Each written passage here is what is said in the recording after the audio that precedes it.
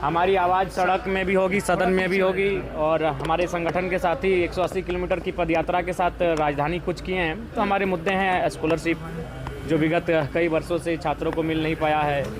आज स्थानीय नीति का मामला हो, नियोजन नीति का मामला हो या फिर तमाम, लेकिन नहीं, हम जहाँ हैं वहीं रहेंगे, हम जैसा है वहीं रहेंगे। बस हम लोग झारखंड मुक्ति मोर्चा और कांग्रेस के वरिष्ठ नेता भी स्वीकार कर रहे हैं। तो ऐसे में हमें लगता है कि केंद्रांश मिल जाएगा। ये लोकतंत्र का मतलब यही है, अगर किसी को दल बदलना है तो इस्तीफा दे के बदले। मध्यावधि चुनाव हो, अगर आपको लगता है कि आपने जिसके साथ गठबंधन किया है उससे आपकी विचारधारा मेल नहीं खा रही है तो आप मध्यावधि चुनाव करें और तमाम विधायक हैं जो इस्तीफा दें। बिल्कुल लोकतंत्र के लिए सही नहीं है। जनता ने आपको इसलिए चुना है कि हमने आपको एंटी बीजेपी वोट किया। नमस्कार, मैं हूँ रवि रंजन, आप देख रहे हैं आर 24। आज से झारखंड विधानसभा का शीतकालीन सत्र शुरू हो चुका है। इसी दौरान डुमरी विधायक टाइगर जयराम महतो विधानसभा पहुंचते हैं। विधानसभा पहुंचते ही उन्हें मीडिया कर्मियों ने घेर लिया। उस बाद उनसे पूछा गया कि आपके इस बार सदन में क्या क्या मुद्दे होंगे, इस सत्र में क्या क्या मुद्दे होंगे। तो उन्होंने कहा कि हमारी आवाज़ सड़क पर भी है और सदन में भी होगी। हमारे साथी 180 किलोमीटर की पदयात्रा करके राजधानी पहुंच रहे हैं। हमारे मुद्दे हैं स्कॉलरशिप जो विगत वर्षों से नहीं मिले हैं। हमारे मुद्दे हैं स्थानीय नीति, हमारे मुद्दे हैं नियोजन नीति, हमारे मुद्दे हैं प्रतियोगिता परीक्षाओं की परीक्षा विलंब हो रही है। उसके साथ ही उन्होंने कहा कि इस बार के हमारे ध्यान आकर्षण का विषय खनिज संपदा की लूट पर होगी।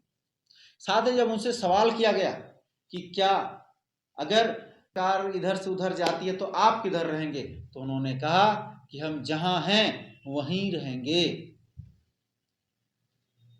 उसके बाद उन्होंने यहाँ तक कहा कि जिन्हें पार्टी बदलना है, जिन्हें अगर सरकार बदलनी है तो जो भी विधायक हैं आइए फिर से मध्यावधि चुनाव करा दीजिए, सारे लोग इस्तीफा दे करके आइए। सरकार आपको अगर बनाई है, सरकार के जनता ने आपके ऊपर भरोसा किया है, आपको एंटी बीजेपी वोट दे करके आपके ऊपर भरोसा किया है। आइए सुनवाते हैं आपको वे क्या कह रहे हैं। हमारी आवाज़ सड़क में भी होगी, सदन में भी होगी और हमारे संगठन के साथी 180 किलोमीटर की पदयात्रा के साथ राजधानी कूच किए हैं। तो हमारे मुद्दे हैं स्कॉलरशिप जो विगत कई वर्षों से छात्रों को मिल नहीं पाया है। आज स्थानीय नीति का मामला हो, नियोजन नीति का मामला हो या फिर तमाम प्रतियोगिता की परीक्षाएं जो निर्धारित समय पर नहीं हो पा रही हैं, ये सारे मुद्दे होंगे। आज राज्य में खनिज संपदा की खुली लूट हो रही है, ये हमारे मुद्दे होंगे। हमारा ध्यान आकर्षण का विषय भी यही होगा और विशेषकर जो राज्य अभी आर्थिक संकट झेल रहा है, इस पर राज्य सरकार को सुझाव भी होगा कि जो अवैध तरीके से हमारे करप्शन जो हो रहे हैं उन पर नियंत्रण करके राज्य के खजाने को भरा जाए। बीजेपी का जो चर्चाएं हो रही है, अगर ऐसा होता है तो जयराम किधर जाएंगे? लेकिन नहीं, हम जहाँ हैं वहीं रहेंगे, हम जैसा है वहीं रहेंगे। बस हम लोग यही चाहेंगे कि भाई राज्य का विकास हो, राज्य के जो लोग हैं उनके जो मुद्दे हैं उन मुद्दों का समाधान हो, हम लोग यही चाहेंगे। आपको लगता है कि भाजपा झामुमो एक मंच पे आएगी तो सब कुछ ठीक हो जाएगा? देखिए, सब कुछ ठीक नहीं होगा, सब कुछ ठीक नहीं होगा, लेकिन जो केंद्रांश रुक रहा है, अभी बहुत सारे विषयों पर केंद्रांश मिलता है। छात्रवृत्ति में भी केंद्रांश होता है, जल नल योजना में केंद्रांश होता है, पेंशन में केंद्रांश होता है, तो केंद्रांश नहीं मिल रहा, ये सच्चाई है और ये झारखंड मुक्ति मोर्चा और कांग्रेस के वरिष्ठ नेता भी स्वीकार कर रहे हैं। तो ऐसे में हमें लगता है कि केंद्रांश मिल जाएगा, जो केंद्र का अंश रुका हुआ मिल जाएगा। 1,36,000 करोड़ का जो बकाया है वो बकाया मिल जाएगा और संभवतः बहुत सारे इनके काम हो जाएंगे। विकास का काम शुरू हो जाएगा, ये मेरा निजी मानना है। तो क्या लोकतंत्र के लिए या नहीं, लोकतंत्र के लिए सही नहीं है, बिल्कुल भी कतई सही नहीं है। लोकतंत्र का मतलब यही है, अगर किसी को दल बदलना है तो इस्तीफा दे के बदले।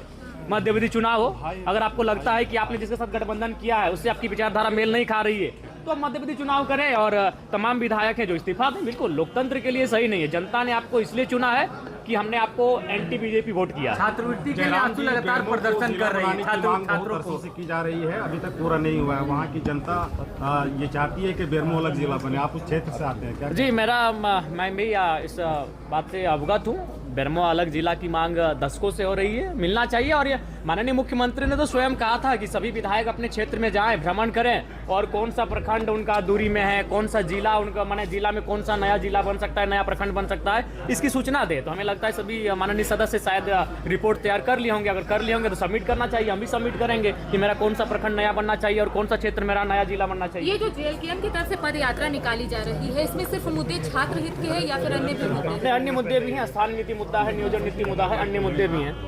छात्रवृत्ति को लेकर क्या कहेंगे कि आंसू के विधायक 1.5 साल से छात्रवृत्ति नहीं मिल रहा है। छात्रवृत्ति की मांग को निसंदेह छात्रवृत्ति का मुद्दा ज्वलंत मुद्दा है, क्योंकि हम लोग छात्रों के बीच से आते हैं और अभी भी छात्र हैं। ऐसा नहीं है, मैं पहला विधायक हूँ जो अभी भी छात्र है और करेंट छात्र है। ऐसा नहीं कि मैंने पढ़ाई छोड़ा है, मेरी पढ़ाई चली रही है। तो उनके आंखों में आंसू है।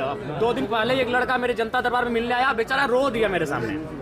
वो लड़का रो दिया कि दादा मैंने स्कॉलरशिप नहीं मिल पा रहा है, एडमिशन तो कर लिए हैं, हम फंस गए हैं, क्या करेंगे। वो रो दिया मेरे सामने, लड़का रो दिया। फिर उसको हम ढांढस दिए कि भाई हिम्मत रखो, अगर छोटा मोटा कुछ सही होगा तो हम भी तुम्हारा करेंगे, लेकिन हम प्रयास करेंगे इस बार के विधानसभा सत्र में हम लोग छात्रवृत्ति का मामला को उठाएंगे और बहुत सारे विधायक उठाएंगे। सर नंगे पांव कब तक आजीवन आजीवन आजीवन, जब तक सदस्य रहेंगे तब तक। अब आपके शहर मधुपुर में भरोसे का नाम कंप्यूटर पॉइंट। भाई साहब, ऑफिस के लिए अच्छा कंप्यूटर, लैपटॉप, प्रिंटर या सीसीटीवी कैमरा चाहिए या स्टडी के लिए लैपटॉप बजट में उपलब्ध है। ब्रांडेड लैपटॉप या कंप्यूटर सिर्फ 14,999 से शुरू, EMI पर भी उपलब्ध है। साथ ही सभी प्रकार के रिपेयरिंग की सुविधा बहुत ही कम समय में उपलब्ध है। ऑफिस, स्टडी या गेमिंग, हर जरूरत का एक ही जगह कंप्यूटर पॉइंट।